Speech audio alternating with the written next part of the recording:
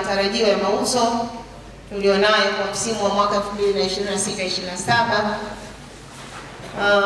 Kwa mwaka 2026/27, Mheshimiwa Mwenyekiti, tunategemea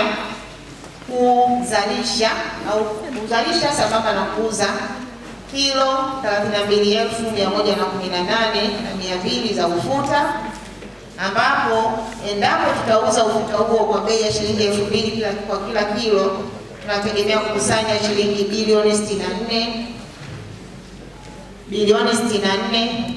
laki 236 milioni 236 na laki 4. Zao la pili ni mbaazi. Mbaazi, Mheshimiwa Mwenyekiti, tunategemea kuuza kilo 38,265,700.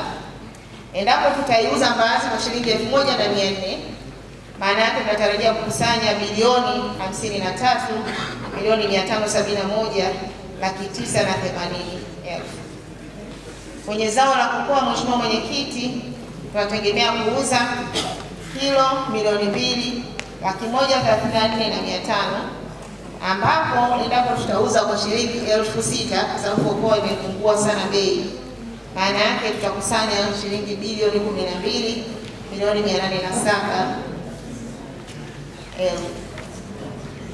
Zao la mwisho ni korosho. Mheshimiwa Mwenyekiti, tunatarajia kuuza kilo 827,997, na endapo tutauza kwa bei ya shilingi 2,500, tunategemea kukusanya shilingi bilioni 2 na milioni 69,992,500. Mheshimiwa Mwenyekiti, tunatarajia kukusanya kiasi cha shilingi bilioni 132,685,372,500 kutoka shilingi bilioni 98 tuliyokusanya katika msimu uliopita.